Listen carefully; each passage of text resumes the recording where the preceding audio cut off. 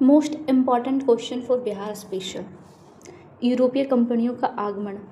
बिहार के क्षेत्र में सर्वप्रथम किस यूरोपीय शक्ति का आगमन हुआ था? पुर्तगाली का। बिहार में पुर्तगालियों का मुख्य व्यापारिक केंद्र कहाँ था जहाँ से वे व्यावसायिक गतिविधियों के लिए पटना आते जाते थे? हुगली। हुगली कहाँ है? बंगाल में। पुर्तगाली व्यापारी मुख्य रूप से पटना से किस वस्तु का व्यापार करने के लिए सबसे अधिक आकर्षित हुए थे? सोरा का। वर्तमान पटना कॉलेज की उत्तरी इमारत में डच फैक्ट्री की स्थापना किस वर्ष की गई थी? 1632 ईस्वी में। वर्तमान में पटना सिटी स्थित किस स्थान को ऐतिहासिक रूप से नेपाली कोठी के नाम से जाना जाता था? डच व्यापारियों द्वारा स्थापित व्यापारिक कोठी को नेपाली कोठी के नाम से जाना जाता था। अंग्रेजों ने सोरा के व्यापार से लाभ उठाने के लिए सर्वप्रथम किस वर्ष पटना के आलमगंज में अपनी पहली फैक्ट्री स्थापित करने का प्रयास किया था? 1620 ईस्वी में।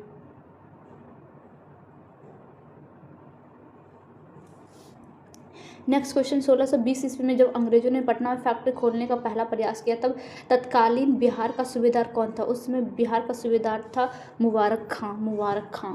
सूबेदार मुबारक खां द्वारा अंग्रेजों के रहने की व्यवस्था कराने के बावजूद पटना की यह पहली अंग्रेजी फैक्ट्री किस वर्ष बंद हो गई? 1621 ईस्वी में।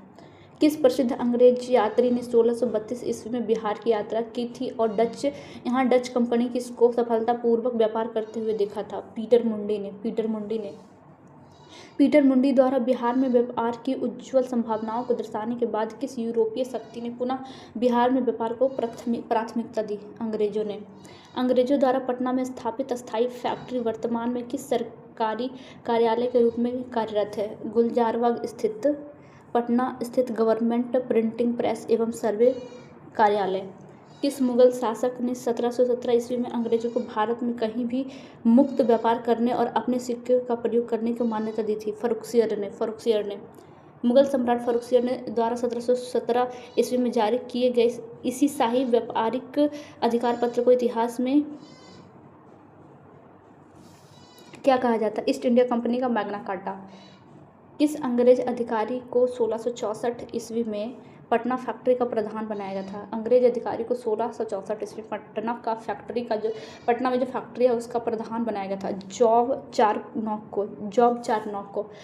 चारनॉक किस समय अवधि मतलब वर्ष तक पटना फैक्ट्री के प्रधान पद पर कार्यरत थे? 1680 से 81 ईस्वी तक। तत्कालीन पूर्णिया के शासक से सुल्तानपुर एस्टेट खरीद कर फारबिसगंज अररिया शहर की बुनियाद किसने रखी थी? एजे फारवस ने। तत्कालीन पूर्णिया के शासक से सुल्तानापुर एस्टेट खरीद कर फारबिसगंज शहर की बुनियाद किसने रखी थी? एजे फारवस ने।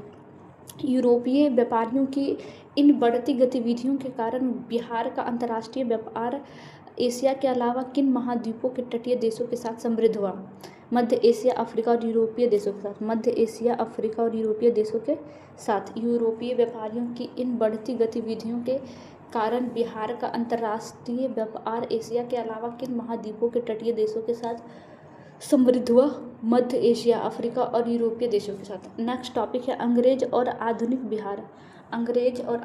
बिहार, नवाब और प्लासी का युद्ध। अंग्रेज और आधुनिक बिहार, अभी का बिहार, नवाब और प्लासी का युद्ध। मुगल साम्राज्य के केंद्रीय पतन के फलस्वरूप 18वीं शताब्दी के उत्तरार्ध में उत्तर भारत में किस प्रकार की राजनीतिक स्थिति उत्पन्न हो गई थी? अराजकता का माहौल। बंगाल के नवाब अलीवर्दी खान ने किस वर्ष अपने पोते सिराजुद्दौला को अपना उत्तराधिकारी नियुक्त किया था? 1752 ईस्वी में। नवाब अलीवर्दी खां की मृत्यु किस निश्चित तिथि को हुई थी जिसके तुरंत बाद सिराजुद्दौला बंगाल का नाम बना? 10 अप्रैल 1756 ईस्वी को ही मृत्यु हुई थी। उसके बाद सिराजुद्दौला वहाँ का बंगाल का नवाब बना। अलीवर्दी खां का पोता था सिराजुद्दौला के बंगाल के नवाब पद पर आसीन होने का मुख्य वैधानिक आधार क्या था? अलीवर्दी खां द्वारा पूर्व में की गई उनकी उत्तराधिकारी की घोषणा। आधुनिक भारतीय इतिहास की दिशा बदलने वाला प्रसिद्ध प्लासी का युद्ध किस तिथि को लड़ा गया था? 23 जून 1757। 23 जून 1757 को प्लासी का युद्ध लड़ा गया था। 23 जून 1757 ईस्वी को। प्लासी के युद्ध में सिराजुद्दौला की पराजय के बाद लॉर्ड क्लाइव ने किसे बंगाल का नया नवाब नियुक्त किया? प्लासी के युद्ध में सिराजुद्दौला की पराजय के बाद। प्लासी का युद्ध कब हुआ था? 23 जून 1757 में। तो प्लासी के युद्ध में सिराजुद्दौला की पराजय के बाद लॉर्ड क्लाइव ने किसे बंगाल का नया नवाब नियुक्त किया था? मीर जाफर को। मीर जाफर के नवाब बनने के बाद उसके किस पुत्र को बिहार का उप नवाब नायब नाजिम घोषित किया गया था? मीरन को। मीर जाफर के नवाब बनने के बाद उसके किस पुत्र को बिहार का उप नवाब घोषित किया गया था? मीरन को। मीरन के उप नवाब बनने पर बिहार में वास्तविक सत्ता का संचालन व्यापारिक रूप से किसके हाथों में सौंप दिया गया था?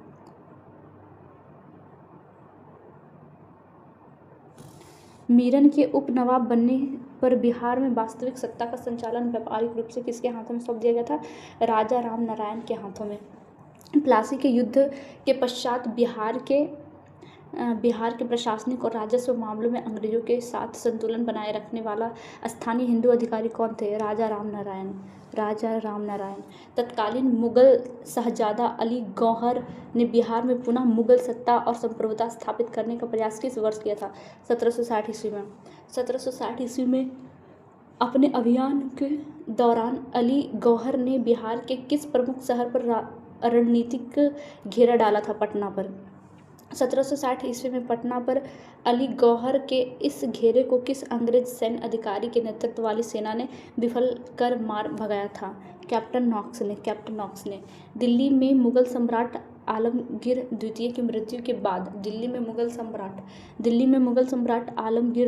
मृत्यु के बाद अली गौहर ने बिहार में ही किस नाम से स्वयं को नया मुगल सम्राट घोषित किया था? शाह आलम द्वितीय के नाम से। मुगल सम्राट शाह आलम द्वितीय का औपचारिक राज्याभिषेक किस वर्ष और कहाँ संपन्न हुआ था? मुगल सम्राट शाह आलम द्वितीय का औपचारिक राज्याभिषेक 1760 ईस्वी में पटना में स्थित अंग्रेजों की फैक्ट्री में हुआ था। पटना की अंग्रेजों वाली फैक्ट्री में शाह आलम द्वितीय के राज्याभिषेक को संरक्षण देने के पीछे ईस्ट इंडिया कंपनी का मुख्य कूटनीतिक उद्देश्य क्या था? मुगल सम्राट को अपने प्रभाव में लाकर अपने व्यापारिक हितों को वैधानिक सुरक्षा देना। अंग्रेजों ने 1760 ईस्वी में मीर जाफर को उसकी अक्षमता के कारण हटाकर किसे बंगाल का नया नवाब बना गया था? मीर कासिम को। अंग्रेजों ने 1760 ईस्वी में मीर जाफर को उसकी अक्षमता के कारण हटाकर किसे बंगाल का नया नवाब बनाया? मीर कासिम को। मीर कासिम ने कोलकाता में अंग्रेजों के अत्यधिक राजनीतिक हस्तक्षेप से दूर रहने के उद्देश्य से बंगाल की राजधानी कहाँ से स्थानांतरित की थी? मुर्शिदाबाद से। मीर कासिम द्वारा मुर्शिदाबाद से हटाकर बंगाल की नई राजधानी बिहार के किस ऐतिहासिक शहर को बनाया था? मुंगेर को। मीर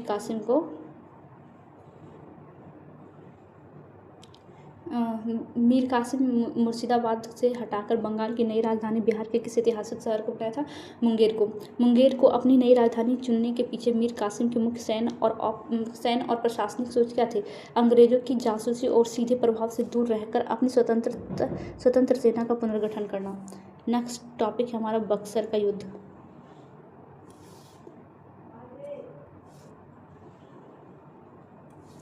बक्सर का युद्ध अंग्रेजों की दमनकारी नीतियों के खिलाफ मीर कासिम अवध के नवाब और मुगल सम्राट के बीच बने ऐतिहासिक गठबंधन के बीच कौन सा निर्णायक युद्ध हुआ? बक्सर का युद्ध। भारत में ब्रिटिश साम्राज्य की वास्तविक नींव रखने वाला बक्सर का युद्ध किस वर्ष लड़ा? 1764 को। बक्सर के युद्ध में ब्रिटिश सेना के विरुद्ध लड़ने वाला भारतीय त्रिगुट संयुक्त सेना में कौन कौन से 3 शासक शामिल थे? मीर कासिम जो कि बंगाल से थे, शुजा-उद-दौला जो कि अवध से थे, और शाह आलम द्वितीय जो कि मुगल सम्राट थे। शाह आलम द्वितीय मुगल सम्राट थे, शुजा-उद-दौला अवध के थे और मीर कासिम बंगाल के थे। बक्सर के युद्ध के समय अवध का तत्कालीन नवाब कौन था जो इस संयुक्त मोर्चे का एक मुख्य हिस्सा था? शुजा-उद-दौला। बक्सर के युद्ध के समय अवध का तत्कालीन नवाब कौन था जो इस संयुक्त मोर्चे का एक मुख्य हिस्सा था? शुजा-उद-दौला। बक्सर के युद्ध के समय संपूर्ण भारत का तत्कालीन मुगल सम्राट कौन था जिसने अंग्रेजों के खिलाफ युद्ध का नेतृत्व स्वीकार किया था? शाह आलम द्वितीय। बक्सर के युद्ध के समय संपूर्ण भारत का तत्कालीन मुगल सम्राट कौन था जिसने अंग्रेजों के खिलाफ युद्ध नेतृत्व किया था? शाह आलम द्वितीय मुगल का सम्राट था। मुगल सम्राट शाह आलम द्वितीय। अवध का था शुजा-उद-दौला और मीर कासिम बंगाल का था। 1764 ईस्वी के बक्सर के युद्ध में ईस्ट इंडिया कंपनी बक्सर के युद्ध में ईस्ट इंडिया कंपनी की सेना का कमान किस कुशल ब्रिटिश सेनापति के हाथ में था? सर हेक्टर मुनरो के हाथ में। हेक्टर मुनरो के नेतृत्व वाली ब्रिटिश सेना ने बक्सर के मैदान में किस संयुक्त सेना को अंतिम रूप से पराजित किया था? मीर कासिम, शुजा-उद-दौला और शाह आलम द्वितीय की संयुक्त सेना को। बक्सर के युद्ध में अंग्रेजों की इस भारी जीत ने आगे चलकर किस प्रसिद्ध संधि का मार्ग प्रशस्त किया? इलाहाबाद की संधि 1756 में। इलाहाबाद की संधि 1756। इलाहाबाद की संधि 1765 में। 1765 56 नहीं 65। इलाहाबाद की संधि 1765 ईस्वी में। बिहार के बक्सर में स्थित वह कौन सा विशिष्ट स्थान है जो आज भी बक्सर युद्ध 1764 के स्मारक स्थल के रूप में प्रसिद्ध है? कतकौली। बिहार के बक्सर में स्थित वह कौन सा विशिष्ट स्थान है? बिहार के बक्सर में स्थित वह कौन सा विशिष्ट स्थान है जो आज भी बक्सर युद्ध 1764 के स्मारक स्थल के रूप में प्रसिद्ध है? कतकौली। इलाहाबाद की संधि और दीवानी अधिकार। इलाहाबाद की संधि और दीवानी अधिकार। बक्सर के युद्ध में करारी हार के बाद मुगल सम्राट शाह आलम द्वितीय को किस वर्ष अंग्रेजों के साथ इलाहाबाद की संधि पर हस्ताक्षर करने पड़े थे? 1765 ईस्वी में। बक्सर के युद्ध में करारी हार के बाद मुगल सम्राट शाह आलम द्वितीय को किस वर्ष अंग्रेजों के साथ इलाहाबाद की संधि पर हस्ताक्षर करने पड़े थे? 1765 ईस्वी में। इलाहाबाद की संधि 1765 के प्रावधानों के तहत ईस्ट इंडिया कंपनी ने मुगल सम्राट शाह आलम द्वितीय को कितने रुपये वार्षिक पेंशन देने तय किए थे? 26 लाख रुपये। इस 26 लाख रुपए की वार्षिक पेंशन के बदले ईस्ट इंडिया कंपनी को किन 3 बड़े प्रांतों के दीवानी अधिकार, राजस्व वसूलने का अधिकार अस्थायी रूप से मिल गया था? बिहार, बंगाल और उड़ीसा। इलाहाबाद की संधि के बाद बिहार, बंगाल और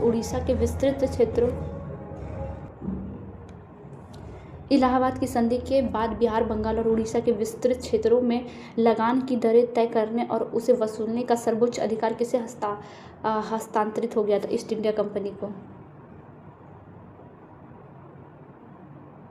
1765 की संधि के बाद बिहार का दैनिक नागरिक प्रशासन सुचारू रूप से चलाने के लिए अंग्रेजों द्वारा किस नए महत्वपूर्ण पद का सृजन किया गया था? नवाब, नाजिम या उप नाजिम का। नए ब्रिटिश नियमों के अनुसार बिहार के इस नायब नाजिम की नियुक्ति किसकी लिखित अनुमति या उप प्रांतपति के पद की सहमति के बिना असंभव थी? ईस्ट इंडिया कंपनी की अनुमति के बिना। कंपनी की सीधी अनुशंसा पर ही नायब नाजिम अथवा उप प्रांतपति की नियुक्ति का कड़ा नियम बनाने के पीछे अंग्रेजों का क्या छिपा हुआ उद्देश्य था? प्रांतीय प्रशासन के शीर्ष अधिकारियों पर अपना पूर्ण और अप्रत्यक्ष नियंत्रण स्थापित करना। 1765 ईस्वी में दीवानी अधिकार मिलने के तुरंत बाद भी अंग्रेजों ने बिहार की सीधे प्रशासनिक जिम्मेदारी अपने हाथों में क्यों नहीं ली? क्योंकि उनके पास पर्याप्त प्रशासनिक अमला नहीं था और वे जनता के सीधे असंतोष से बचना चाहते थे। अंग्रेजों द्वारा राजस्व का अधिकार अपने पास रखने और प्रशासन का काम भारतीयों पर छोड़ने के कारण बिहार में किस कुख्यात व्यवस्था का जन्म हुआ था? द्वैध शासन प्रणाली का। अंग्रेजों द्वारा राजस्व का अधिकार अपने पास रखने और प्रशासन का काम भारतीयों पर छोड़ने के कारण बिहार में किस कुख्यात व्यवस्था का जन्म हुआ था? द्वैध शासन प्रणाली का।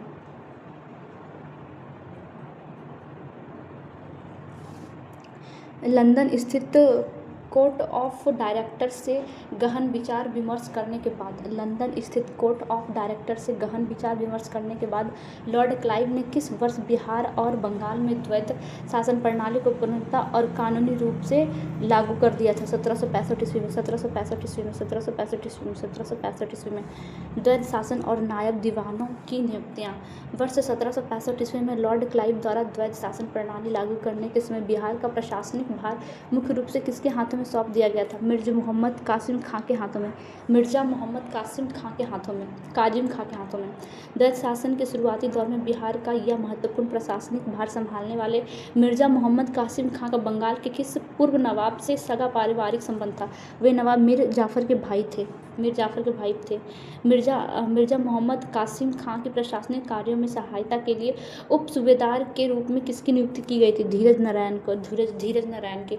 इस उप सूबेदार धीरज नारायण का संबंध बिहार के किस पूर्व प्रभावशाली और अनुभवी प्रशासनिक अधिकारी से था? वे राजा राम नारायण के भाई थे। वह धीरज नारायण राजा राम नारायण के भाई थे। 1766 ईस्वी में पटना स्थित अंग्रेज फैक्ट्री के मुख्य अधिकारी के रूप में किसे नियुक्त किया गया, जिसे प्रशासनिक नियंत्रण का काम सौंपा गया था? मिडलटन ने 1766 ईस्वी में राजा धीरज नारायण और किस अन्य कुशल भारतीय अधिकारी के साथ मिलकर एक शक्तिशाली 3 सदस्यीय प्रशासन मंडली का गठन किया था? राजा सिताब राय का। 1766 ईस्वी में मिडलटन की देखरेख में गठित इस 3 सदस्यीय प्रशासन मंडली में कमेटी का मुख्य दायित्व क्या तय किया गया था? यह बिहार प्रांत के संपूर्ण राजस्व संग्रहण और सामान्य सुरक्षा व्यवस्था की निगरानी करना। बिहार प्रांत के संपूर्ण राजस्व संग्रहण और सामान्य सुरक्षा व्यवस्था की निगरानी करना। कुछ समय बाद धीरज नारायण को प्रशासनिक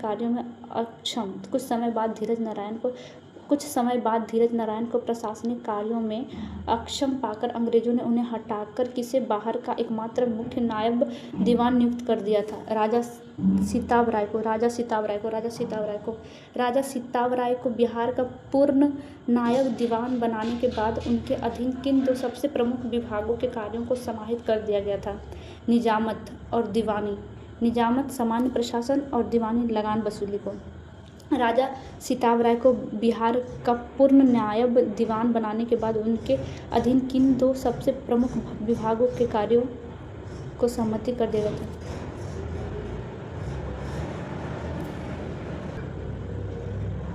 राजा सिताब राय को बिहार का पूर्ण नायब दीवान बनाने के बाद उनके अधीन किन 2 सबसे प्रमुख विभागों के कार्य को समाहित कर दिया गया था? निजामत और दीवानी का।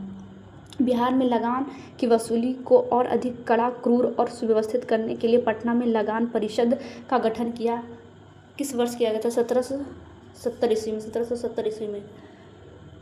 1770 ईस्वी में पटना में गठित इस शक्तिशाली लगान परिषद के प्रथम अध्यक्ष के रूप में किस ब्रिटिश अधिकारी को नियुक्त किया गया था? जेम्स अलेक्जेंडर की अध्यक्षता वाली इस 3 सदस्यीय लगान परिषद में शामिल अन्य 2 ब्रिटिश सदस्य कौन कौन थे? रॉबर्ट पाल्क और जॉर्ज बेनसीटार्ट। 1770 की इस नई व्यवस्था के तहत लगान वसूली का पूरा जिम्मा तो लगान परिषद के पास चला गया, परंतु सामान्य प्रशासन निजामत का कार्य किसके अधीन रह गया? राजा सिताब राय के अधीन। लगान परिषद 1770 के गठन के बाद राजा सिताब राय की प्रशासनिक भूमिका मुख्य रूप से किस विभाग या कार्य तक सीमित होकर रह गई थी? केवल सामान्य प्रशासनिक कार्यों तक। 1770 के दशक में बिहार में अंग्रेजों द्वारा किए गए इन कड़े वित्तीय प्रयोगों और अत्यधिक लगान वसूली का स्थानीय ग्रामीण अर्थव्यवस्था पर क्या विनाशकारी प्रभाव पड़ा? कृषि का पूर्ण ह्रास हुआ और बिहार के इतिहास के सबसे भयानक अकाल का सामना करना पड़ा। गहन विश्लेषणात्मक परीक्षा से उद्देश्य कुछ प्रश्न। पीटर मुंडी के ऐतिहासिक विवरणों के अनुसार 17वीं सदी में बिहार में डच व्यापारियों की व्यापारिक सफलता का मुख्य स्तंभ क्या है? सोरा साल्ट पीटर के व्यापारिक नेटवर्क और उसके भंडारण का मजबूत नियंत्रण। अंग्रेजों ने आलमगंज 1620 की प्रारंभिक विफलता के बाद गुलजारबाग में अपनी अस्थायी फैक्ट्री स्थापित करने में लगभग 3 दशकों का लंबा समय क्यों लिया? स्थानीय आंसर, क्योंकि स्थानीय मुगल सूबेदारों के कड़े रुख और डच एवं पुर्तगाली कंपनियों की तीव्र व्यापारिक प्रतिस्पर्धा के कारण। मुगल सम्राट फारुखसियर द्वारा 1717 ईस्वी में जारी शाही फरमान ने पटना में ब्रिटिश ईस्ट इंडिया कंपनी के व्यापार को किस प्रकार एक तरफा बढ़त दिला दी? इसने कंपनी को स्थानीय आंतरिक चुंगी और मनमाने करों से पूर्ण मुक्ति देकर अन्य यूरोपीय व्यापारियों से आगे कर दिया। जॉब चारनॉ का पटना फैक्ट्री के चीफ के रूप में लंबा कार्यकाल जॉब चारनोक का पटना फैक्ट्री के चीफ के रूप में लंबा कार्यकाल 1664 से 1681 ब्रिटिश साम्राज्य के विकास के लिए क्यों मील का पत्थर माना जाता है? इसी कार्यकाल के दौरान पटना फैक्ट्री ने इंग्लैंड को सोरों का रिकॉर्ड निर्यात किया, जिससे कंपनी की वित्तीय स्थिति अत्यंत सुदृढ़ हुई। ए जे फारवस द्वारा पूर्णिया के शासक से खरीदे गए सुल्तानापुर एस्टेट का आधुनिक नाम क्या है, जो वर्तमान बिहार के अररिया जिले का हिस्सा है? फारबिसगंज शहर। नवाब अली वर्दी खां द्वारा अपने जीवन काल में ही 1752 में सिराजदौला को उत्तराधिकारी घोषित करने के पीछे का मुख्य राजनीतिक विशेषता क्या था? बंगाल दरबार के भीतर बढ़ते आंतरिक षड्यंत्रों और लगातार होने वाले मराठा आक्रमणों के बीच सत्ता का सुरक्षित हस्तांतरण सुनिश्चित करना। नेक्स्ट क्वेश्चन, प्लासी के युद्ध के तुरंत बाद मीर जाफर ने अपने पुत्र मीरन को बिहार का उप नवाब को नियुक्त किया, परंतु वास्तविक प्रशासनिक कमान राजा रामनारायण को क्यों सौंपनी पड़ी? क्योंकि राजा रामनारायण को बिहार के शक्तिशाली स्थानीय जमींदारों का अटूट समर्थन प्राप्त था और वे राजस्व मामलों में ज्ञाता थे।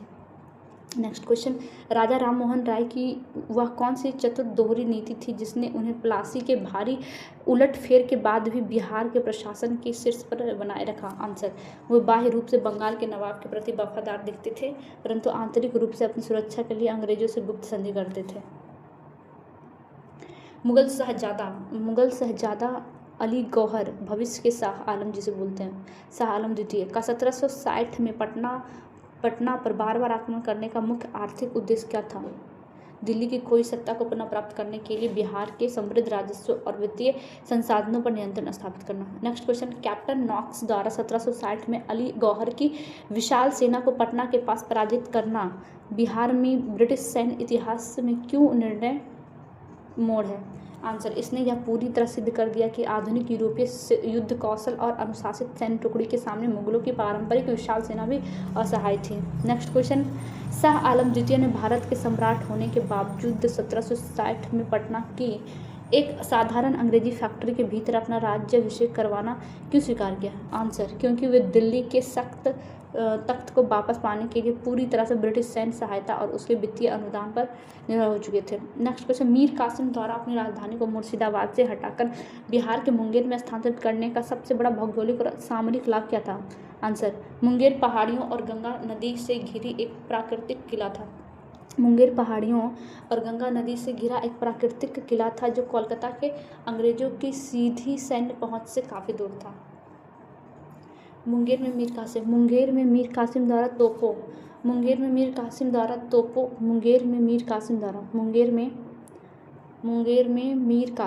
तोपों बारूद और आधुनिक बंदूकों के बड़े कारखाने स्थापित करने के पीछे क्या दूरगामी योजना थी? आंसर, हथियारों के निर्माण के मामले में यूरोपीय निर्भरता को शून्य करना और अंग्रेजों से मुकाबले के लिए एक पूर्णतः आत्मनिर्भर सेना खड़ी करना। भारतीय इतिहास के दृष्टिकोण से बक्सर के युद्ध बक्सर के युद्ध 1764 को प्लासी के युद्ध 1757 की तुलना में अधिक वास्तविक और निर्णायक विजय क्यों माना जाता है? भारतीय इतिहास के दृष्टिकोण से बक्सर के युद्ध 1764 को प्लासी के युद्ध बक्सा में बंद कर दे 1764 आदमी को और फिर से पानी पिलाया 1757 आदमी को। कुछ आदमी मर गया था तो कुछ कम आदमी को पानी पिलाया गया। ये ट्रिक है कि बक्से में अगर बंद हम 1764 आदमी को करेंगे तो कुछ देर के बाद कुछ लोग मिल जाएगा। प्लासी के युद्ध मतलब कि प्लासी पानी पिलाना, 1757 को पानी पिलाया मतलब कि 7 आदमी मर गया है। 1764 बक्सर का युद्ध, 1757 प्लासी के युद्ध की तुलना में अधिक वास्तविक और निर्णायक विजय क्यों माना जाता है? क्योंकि आंसर है इसका, प्लासी मात्र एक षड्यंत्र और विश्वासघात की जीत थी, जबकि बक्सर एक आमने सामने की सैन्य विजय थी जिसने भारत की 3 सर्वोच्च शक्तियों को एक साथ धूल चटाई। बक्सर के युद्ध में सर हेक्टर मुनरो की इस ऐतिहासिक जीत का भारत के राजनीतिक मानचित्र पर क्या सबसे बड़ा प्रभाव पड़ा? इन तीनों ने दिल्ली से लेकर बंगाल और बिहार तक के पूरे उत्तर भारत को अप्रत्यक्ष रूप से ब्रिटिश ईस्ट इंडिया कंपनी का बना दिया।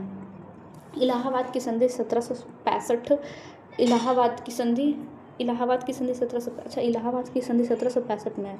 1764, 1757, 1765 64 है। बक्सर का युद्ध 1765 हार गया 1764 में जब बक्सर का युद्ध, तब इलाहाबाद की संधि 1765 के तहत केवल 26 लाख रुपए के मामूली वार्षिक भुगतान पर 3 समृद्ध प्रांतों की दीवानी अंग्रेजों को सौंप देना मुगल साम्राज्य की किस स्थिति को दर्शाता है? यह मुगल सत्ता के पूर्ण प्रशासनिक पतन, सैन्य लाचारी और चरमराती आर्थिक स्थिति को नग्न रूप से उजागर करता है। ईस्ट इंडिया कंपनी को बिहार, बंगाल और उड़ीसा के दीवानी अधिकार मिलने से भारतीय धन के निष्कासन की शुरुआत कैसे हुई? आंसर, अब अंग्रेजों को भारतीय माल खरीदने के लिए ब्रिटेन से सोना चांदी लाने की आवश्यकता नहीं रही। वे यहीं के किसानों से वसूले गए कर के पैसों से ही माल खरीद कर लेकर चले जाते थे। 1765 में सृजित नायब नाजिम का पद किस प्रकार ब्रिटिश कूटनीति के तहत केवल एक कठपुतली बनकर रह गया था? क्यों? आंसर, क्योंकि इस पद पर बैठे व्यक्ति के पास शासन चलाने का दायित्व तो था, परंतु उसकी नियुक्ति, निलंबन और वित्तीय शक्ति का अंतिम रिमोट कंट्रोल पूरी तरह अंग्रेजों के हाथ में था। लॉर्ड क्लाइव द्वारा बिहार में थोपी गई द्वैध शासन प्रणाली। लॉर्ड क्लाइव ने द्वैध शासन को थोपा था बिहार में। का मूल प्रशासनिक दोष क्या था? इसने अधिकार बिना उत्तरदायित्व की शक्ति अंग्रेजों को दी और उत्तरदायित्व बिना अधिकार का बोझ भारतीय नवाब और उसके अधिकारियों पर डाल दिया। नेक्स्ट क्वेश्चन, द्वैध शासन के इस काले दौर में बिहार के आम किसानों, शिल्पकारों और आम जनता के जीवन पर क्या विनाशकारी प्रभाव पड़ा? आंसर, ब्रिटिश ठेकेदार और भारतीय नायबों द्वारा की गई जबरन और क्रूरतापूर्ण लगान वसूली ने ग्रामीण अर्थव्यवस्था की रीढ़ को तोड़ दी, भुखमरी पैदा हो गया। नेक्स्ट क्वेश्चन है हमारा, मिर्जा मोहम्मद कासिम खां को बिहार का मुख्य प्रशासनिक भार सौंपने के पीछे लॉर्ड क्लाइव की क्या चाल थी? आंसर, वह मीर जाफर का सगा भाई था। मिर्जा मोहम्मद कासिम खां जो है वो मीर जाफ़र का सगा भाई था, इसलिए अंग्रेजों ने नवाब के परिवार का नाम आगे रखकर जनता के बीच यह भ्रम फैलाया कि शासन अभी भी नवाब के हाथों में है। नेक्स्ट, धीरज नारायण की सहायता के नाम पर अंग्रेजों ने प्रारंभ में तो मिडलटन के नेतृत्व में व्यवस्था की, उसका असली मकसद क्या था? धीरज नारायण की आड़ में पटना के क्षेत्रीय खजाने और राजस्व संग्रह पर अंग्रेजों का सीधा और कड़ा पहरा बैठना। 1766 में मिडलटन की अध्यक्षता में गठित 3 सदस्यीय प्रशासन मंडली मिडलटन, धीरज नारायण, सीताब राय भारत में किस आधुनिक प्रशासनिक व्यवस्था की जननी मानी जाती है? आंसर, बोर्ड या काउंसिलिंग के माध्यम से सामूहिक रूप से प्रशासनिक और वित्तीय निर्णय लेने की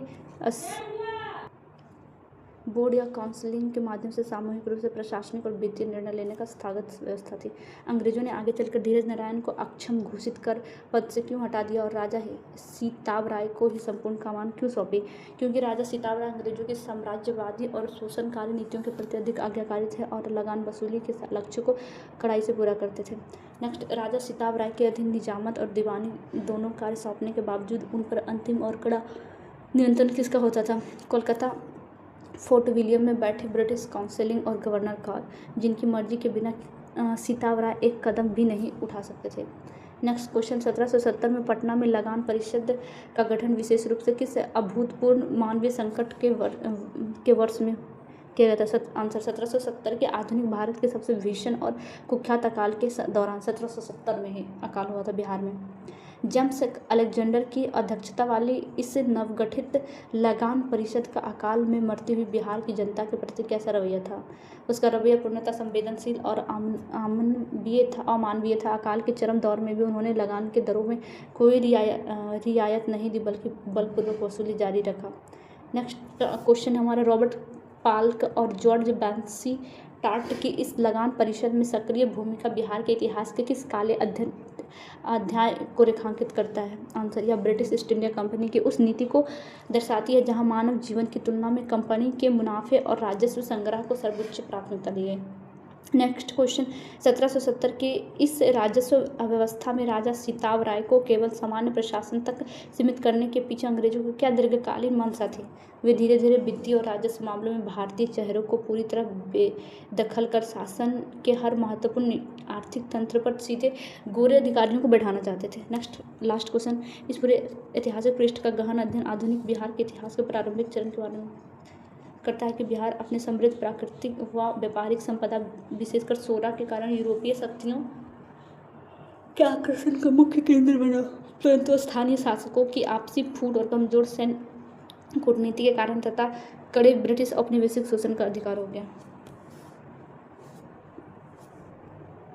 next topic will be Golghar एवं प्रारंभिक ब्रिटिश काल। बिहार में अंग्रेजों ने किस वर्ष तक फौजदारी प्रशासन को पूरी तरह अपने नियंत्रण में लिया था? 1790 ईस्वी तक। पटना के प्रथम अंग्रेज मजिस्ट्रेट के पद पर किसे नियुक्त किया गया था? चार्ल्स फ्रांसिस गॉन्ड को। लॉर्ड कॉर्नवालिस द्वारा बिहार और बंगाल में स्थायी बंदोबस्त की शुरुआत कब की गई थी? 1793 ईस्वी में। 1770 ईस्वी में आए भीषण अकाल के प्रकोप बिहार के किन जिलों में सबसे अधिक हुआ? पटना, भागलपुर और दरभंगा में। पटना, भागलपुर, दरभंगा जिला। 1783 ईस्वी में बिहार में पुनः अकाल पड़ने पर किस अंग्रेज अधिकारी ने इसके कारणों और प्रकृति की जांच की थी? जॉन सोरा ने। 1783 ईस्वी में बिहार में पुनः अकाल पड़ने पर, एक 1770 में अकाल पड़ा था, फिर से 1783 ईस्वी में बिहार में पुनः अकाल पड़ने पर किस अंग्रेज अधिकारी ने इसके कारणों और प्रकृति की जांच की थी? जॉन सोर ने अकाल जैसी आपदाओं से निपटने के लिए किस बुनियादी ढांचे के निर्माण की सिफारिश की थी? एक विशाल अन्नागार के निर्माण की। जॉन सोर ने। पटना के ऐतिहासिक गोलघर का निर्माण किस अंग्रेज गवर्नर जनरल के कार्यकाल में हुआ था? Lord Cornwallis. शुरुआत वॉरेन हंटिंगटन के समय हुई, पूर्व कॉर्नवालिस के समय में हुआ था। वाह, दो अंग्रेज वैज्ञानिक ने मिलकर बनाया। वैज्ञानिक क्यों जोड़ दें यार। गोलघर पटना का निर्माण कार्य किस वर्ष पूरा हुआ था? 1786 ईस्वी में। 20 जुलाई 1786 ईस्वी में ही निर्माण कार्य पूरा हो गया था। 20 जुलाई 1786 ईस्वी में। बक्सर के युद्ध के पश्चात बिहार के किस जमींदार ने अंग्रेजों के विरुद्ध विद्रोह का नेतृत्व किया था? फतेह बहादुर शाही ने। फतेह बहादुर शाही कहाँ के जमींदार थे जिन्होंने हुसैनी क्षेत्र में विद्रोह किया है? हुसैनी क्षेत्र कौन था? गोपालगंज, सारण, वहाँ पर विद्रोह किया था। हुसैनी कल्याणपुर हुसैनी के जमींदार थे। अंग्रेजों के खिलाफ विद्रोह में फतेह बहादुर शाही ने बिहार के किन वर्गों को शामिल होने के लिए प्रोत्साहित किया था? अन्य किसानों और जमींदारों को। जॉन सोर की सिफारिश पर पटना में निर्मित गोलघर का मुख्य उद्देश्य क्या था? आपातकाल या अकाल के समय ब्रिटिश सेना के लिए अनाज का भंडारण।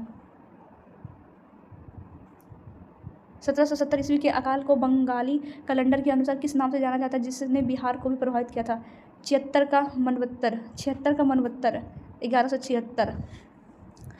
1770 के अकाल को बंगाली कैलेंडर के अनुसार किस नाम से जाना जाता है जिसने बिहार को भी प्रभावित किया था? 76 का मनवत्तर। 1176। चार्ल्स फ्रांसिस गॉन्ड को किस वर्ष पटना का प्रथम मजिस्ट्रेट बनाया गया था? 1781 में। 1790 के दशक में फौजदारी प्रशासन हाथ में लेने के बाद अंग्रेजों ने बिहार को अपनी न्याय प्रणाली का केंद्र कहाँ स्थापित किया था? पटना में।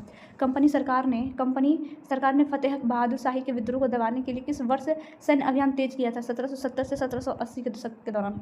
गोलघर की वास्तुकला की मुख्य विशेषता क्या है जो इसे अद्वितीय बनाती है? यह बिना किसी स्तंभ यानी पिलर के निर्मित एक विशाल गुंबदाकार संरचना है।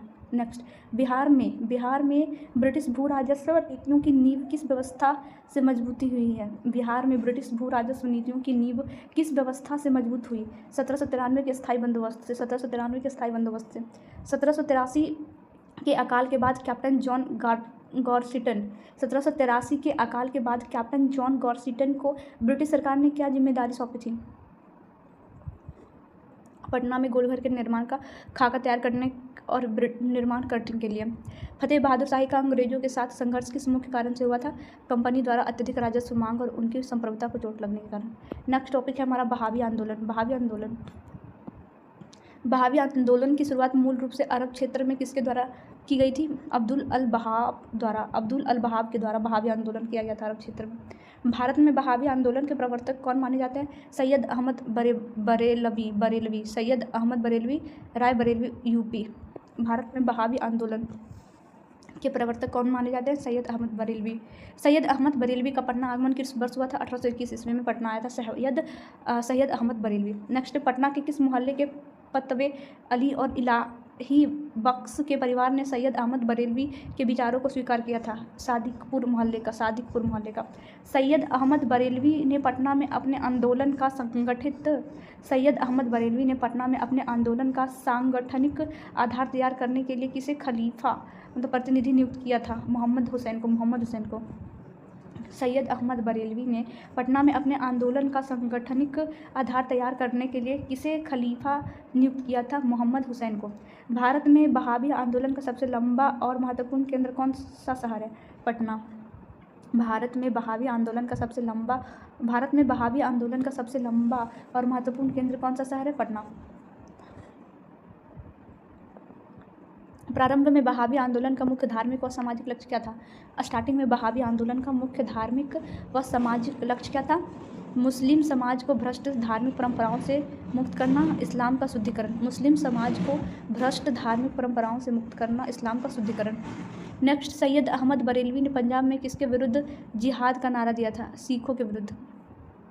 सैयद अहमद बरेलवी ने पंजाब में किसके विरुद्ध जिहाद का नारा दिया था? सिखों के विरुद्ध। पंजाब के बाद बहावियों ने बंगाल और बिहार में अपना मुख्य निशाना किन्हें बनाया? अंग्रेजों को, ब्रिटिश सत्ता को। बहावी आंदोलन, उसकी उत्पत्ति, नेतृत्व, उद्देश्य।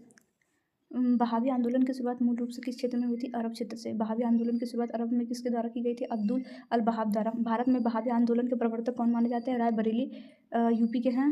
रायबरेली के सैयद अहमद बरेली का पटना आगमन कब हुआ था? 1821 ईस्वी में। पटना के किस मोहल्ले के फतवे अली और इलाही बख्त के परिवार ने सैयद अहमद बरेलवी के विचारों को स्वीकार किया था? ननमुहिया मोहल्ला।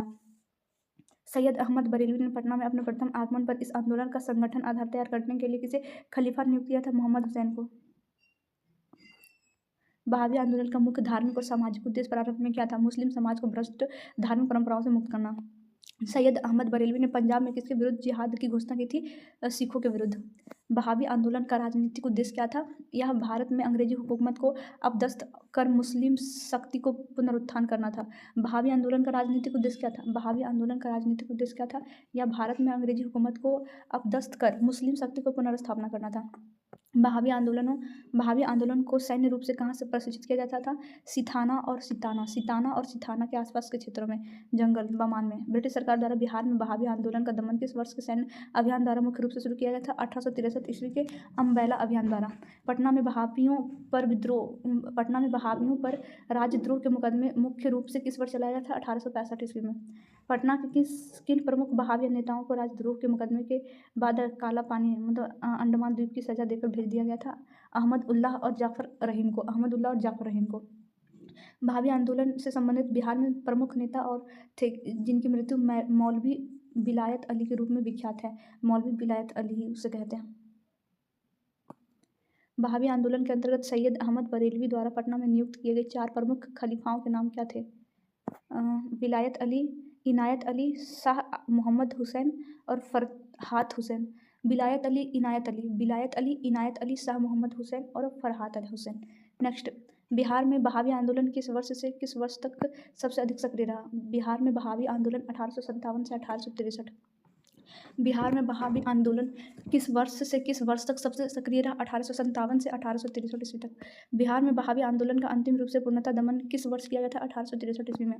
बंगाल का कौन सा प्रसिद्ध आंदोलन बिहार के बहावी आंदोलन से अत्यधिक प्रेरित था? फराइजी आंदोलन। नेक्स्ट टॉपिक हमारा नोनिया विद्रोह, 1770 से 1800 ईस्वी, मतलब 30 बरस तक चला था नोनिया विद्रोह मुख्य रूप से बिहार के किस उत्पादक वर्ग के द्वारा किया गया था? सोरा का उत्पादक करने वाले वर्ग के द्वारा नोनिया विद्रोह किया गया था। बिहार में नोनिया विद्रोह का कालखंड क्या था? 1770 से 1800 ईस्वी के बीच। सोरा का मुख्य उपयोग मुख्य रूप से किस सामग्री बनाने में किया जाता है? बारूद बनाने में।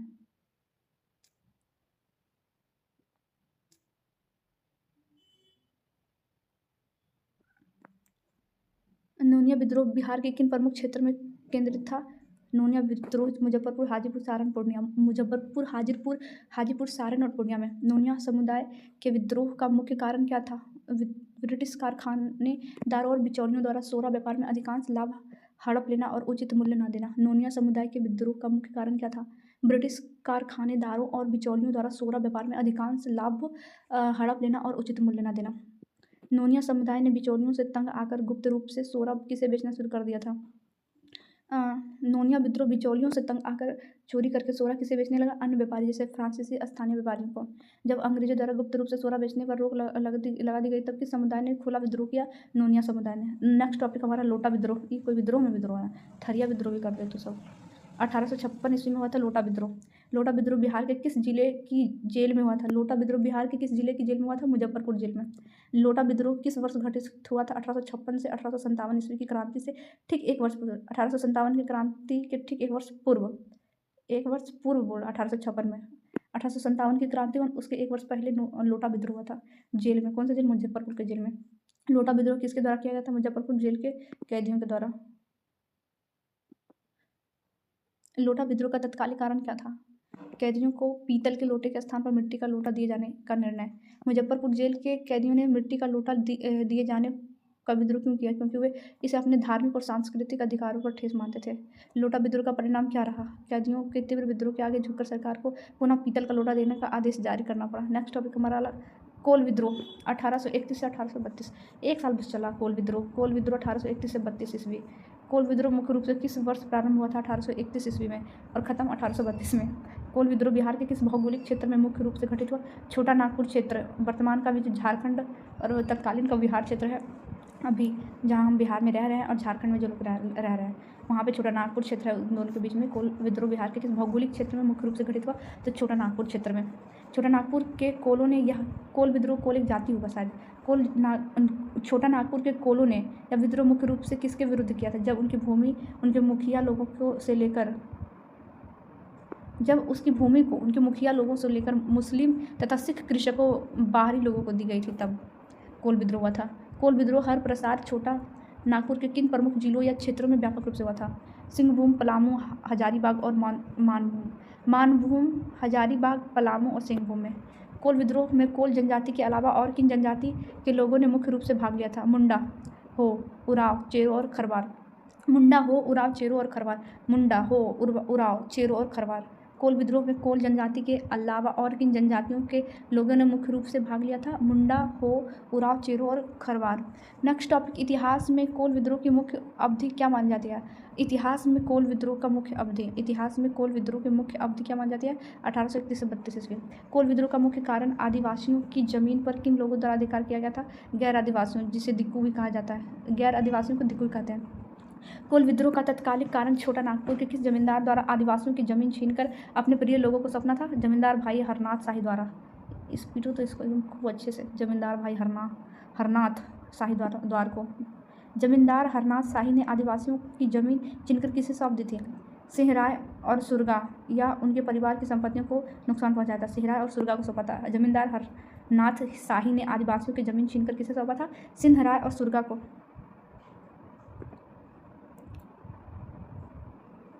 कोल विद्रोह के प्रमुख नेता कौन थे जिनका नाम इस पृष्ठ के संदर्भ में उद्धृष्ट है? बुद्धो भगत सिंह राय और सुरगा। कोल विद्रोह के प्रमुख नेता थे बुद्धो भगत सिंह राय और सुरगा। कोल विद्रोह के दौरान लगभग कितने आदिवासियों को अपनी जान गंवानी पड़ी थी? करीब 800 से लेकर 1000 लोग मरे थे।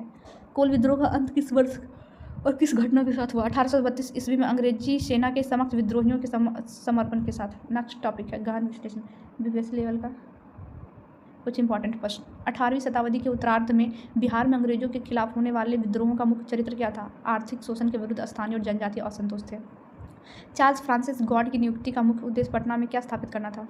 औपनिवेशिक न्याय और कानून व्यवस्था का नियंत्रण। औपनिवेशिक चार्ल्स फ्रांसिस गॉड की नियुक्ति का मुख्य उद्देश्य क्या था? औपनिवेशिक न्याय और कानून व्यवस्था पर नियंत्रण। 1770 ईस्वी के अकाल के बिहार की अर्थव्यवस्था को किस प्रकार प्रभावित किया? इससे बड़े पैमाने पर कृषि का ह्रास हुआ और राजस्व वसूली ठप हो गए। जॉन सोरा की अन्नागार योजना का मुख्य प्रशासनिक उद्देश्य क्या था? भविष्य में पड़ने वाली अकालों के दौरान अनाज का आपातकालीन बफर स्टॉक बनाए रखना। फतेह बहादुर शाही का विद्रोह किस ऐतिहासिक युद्ध के तुरंत बाद भड़का था? बक्सर के युद्ध 1764 ईस्वी के पश्चात। सैयद अहमद बरेलवी के पटना आने से पहले बिहार में वहाबी विचारधारा का प्रसार किस रूप में हो चुका था? वहाबी विचारधारा का प्रसार यह सुधारात्मक रूप से सुप्त था, जिसे बरेलवी ने संगठित राजनीतिक रूप दिया। ननमुहिया मोहल्ला पटना के इतिहास में किस धार्मिक राजनीतिक आंदोलन का केंद्र बिंदु है? बहाबी आंदोलन का। ननमुहिया मोहल्ला बहाबी आंदोलन का केंद्र बिंदु है। नेक्स्ट, मोहम्मद हुसैन को खलीफा नियुक्त करने के पीछे बरेलवी की क्या राजनीतिक थी? पटना को आंदोलन का मुख्य प्रांतीय मुख्यालय और धन श्रम जुटाने का केंद्र है। नेक्स्ट क्वेश्चन है, मोहम्मद हुसैन को खलीफा नियुक्त करने के पीछे बरेलवी की क्या रणनीति थी? यह पटना को आंदोलन का मुख्य प्रांतीय मुख्यालय और धर्म श्रम जुटाने का केंद्र है। नेक्स्ट क्वेश्चन है, बहावी आंदोलन का धार्मिक शुद्धिकरण का नारा आगे चलकर किस रूप में परिवर्तित हो गया था? बहावी आंदोलन का धार्मिक शुद्धिकरण का नारा आगे चलकर किस रूप में परिवर्तित हो गया था? आंसर, ब्रिटिश विरोधी सशस्त्र राष्ट्रवाद और राजनीतिक सत्ता संघर्ष में। ब्रिटिश विरोधी सशस्त्र राष्ट्रवाद और राजनीतिक सत्ता संघर्ष में। नेक्स्ट, सिखों के खिलाफ बहावियों के जिहाद का मुख्य भौगोलिक केंद्र कौन सा क्षेत्र था? सिखों के खिलाफ बहावियों के जिहाद का मुख्य भौगोलिक केंद्र कौन सा था? उत्तर पश्चिम सीमांत प्रांत और पंजाब। नॉर्थ वेस्ट सीमांत प्रांत और पंजाब, नॉर्थ वेस्ट सीमांत प्रांत और पंजाब। सिखों के खिलाफ बहावियों के जिहाद का मुख्य भौगोलिक केंद्र कौन सा क्षेत्र था?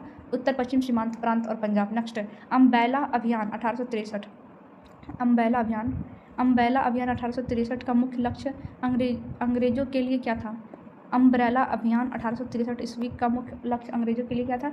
पश्चिमी उत्तर सीमा पर सक्रिय बहावी ठिकानों और उनके पटना स्थित आपूर्ति तंत्र को नष्ट करना। अम्ब्रेला अभियान 1863 का मुख्य लक्ष्य अंग्रेजों के लिए क्या था? पश्चिमी उत्तर सीमा पर सक्रिय बहावी ठिकानों और उनके पटना स्थित पश्चिमी उत्तर सीमा पर सक्रिय बहावी ठिकानों और उनके पटना स्थित आपूर्ति तंत्र को नष्ट करना। नेक्स्ट, अहमदुल्लाह को काला पानी की सजा मिलना किस बात का प्रतीक है? अहमदुल्लाह को काला पानी की सजा मिलना किस बात का प्रतीक है? पटना के संभ्रांत प्रभावशाली मुस्लिम वर्ग में ब्रिटिश शासन के खिलाफ गहरा असंतोष था। पटना के संभ्रांत और प्रभावशाली मुस्लिम वर्ग में ब्रिटिश शासक के खिलाफ गहरा असंतोष था। अहमदुल्लाह को काला पानी की सजा मिलना किस बात का प्रतीक है? अच्छा, ये सब। नेक्स्ट क्वेश्चन, मौलवी विलायत अली और इनायत अली के काल में बहावी आंदोलन का स्वरूप कैसा था? अत्यंत आक्रामक और सैन्यवादी। नेक्स्ट क्वेश्चन, सिराजी आंदोलन और बहावी आंदोलन में क्या समानता है? दोनों ही मूलतः इस्लामी सुधार आंदोलन थे जो बाद में ब्रिटिश विरोधी और जमींदार विरोधी बन गए। नेक्स्ट, नोनिया विद्रोह के पीछे मुख्य आर्थिक कारण क्या था? ईस्ट इंडिया कंपनी द्वारा सोरे के व्यापार पर एकाधिकार स्थापित करना। नेक्स्ट, ब्रिटिश काल में बिहार का सोरा उद्योग वैश्विक स्तर पर क्यों महत्वपूर्ण था? आंसर, यूरोपीय युद्ध में बारूद की भारी मांग को पूरा करने के लिए बिहार का सोरा सर्वोच्चतम माना जाता था। नेक्स्ट, हाजीपुर और सारण के नोनिया विद्रोहियों ने बिचौलियों के खिलाफ किस प्रकार प्रतिरोध किया? उन्होंने कंपनी को नियत दर पर सोरा देने से मना कर दिया और गुप्त रूप से खुले बाजार में बेचने लगा। नेक्स्ट, लोटा विद्रोह ब्रिटिश शासन की किस नीति के प्रति कैदियों के सामूहिक आक्रोश को दर्शाता है? कैदियों के नस्लीय अपमान और उनकी धार्मिक मान्यताओं के प्रति प्रशासनिक संवेदनशीलता को। नेक्स्ट क्वेश्चन, मुजफ्फरपुर जेल में कैदियों की एकता ने अंग्रेजों को क्या संदेश दिया? यहाँ के नागरिक और कैदी भी अपनी धार्मिक और सामाजिक अस्मिता को समझौता नहीं करेगा। के साथ समझौता नहीं करेगा। नेक्स्ट क्वेश्चन है, कोल विद्रोह को बिहार का पहला, बिहार मतलब वर्तमान का झारखंड जो है, कोल विद्रोह को बिहार का पहला सुसंगठित जनजातीय विद्रोह क्यों कहा जाता है? क्योंकि इसमें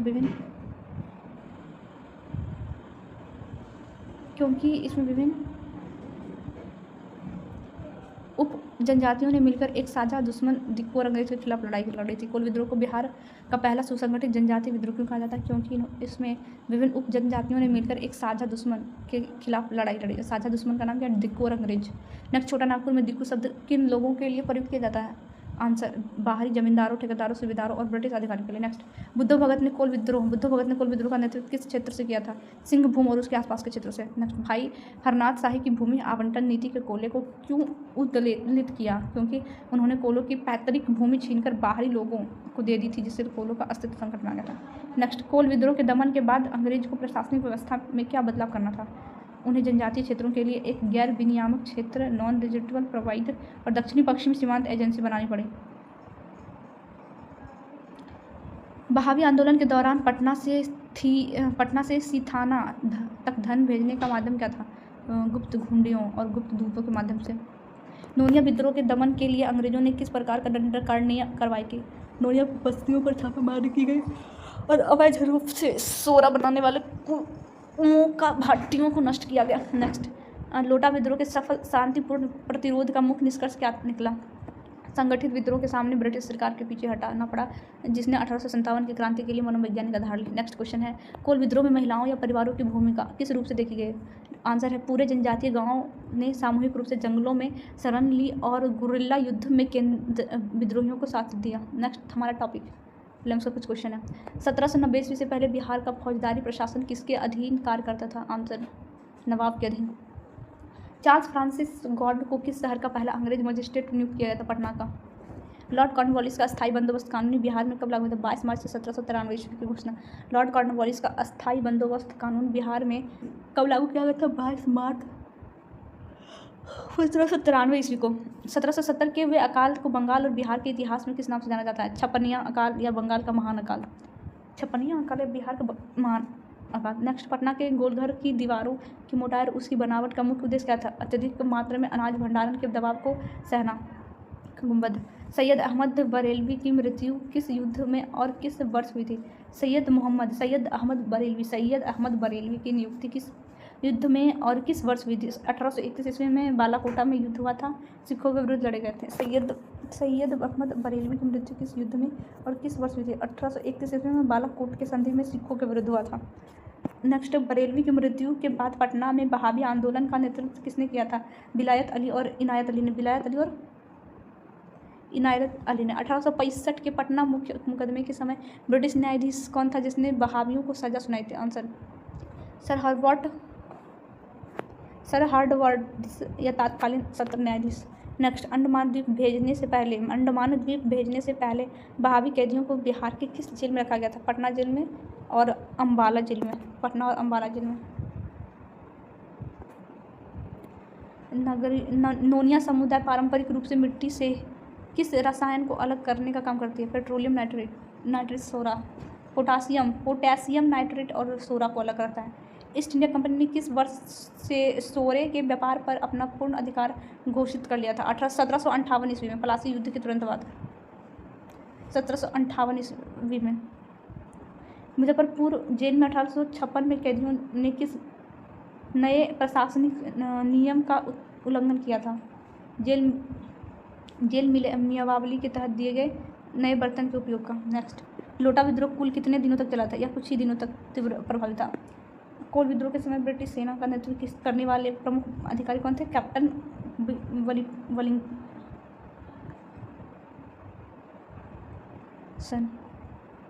बुद्धो भगत को पकड़ने या मारने के लिए अंग्रेजों ने कितने रुपये का इनाम रखा है? 1000 रुपये का। उस समय के अनुसार बहुत बड़ी राशि थी बुद्धो भगत को पकड़ने या मारने के लिए। नेक्स्ट क्वेश्चन, मानभूमि और सिंहभूमि के क्षेत्रों में कोल विद्रोहियों का मुख्य हथियार क्या था? ये मनुष्य, भाले और कुल्हाड़ी। तीर धनुष, भाले और कुल्हाड़ी। 1831 से 32 के कोल विद्रोह के बाद किस नए कानून के छोटा नागपुर को नॉन रेगुलेशन क्षेत्र कहा गया? रेगुलेशन एक्ट 1833 को। बहावी आंदोलन के दौरान दार उल हर्ब काफियों का देश को किस में बदलने का आह्वान किया गया था? दार उल इस्लाम को। नेक्स्ट क्वेश्चन है, बिहार में 1857 की क्रांति से पहले का सबसे लंबा और संगठित वैचारिक विद्रोह कौन सा था? बहावी आंदोलन। Next, done.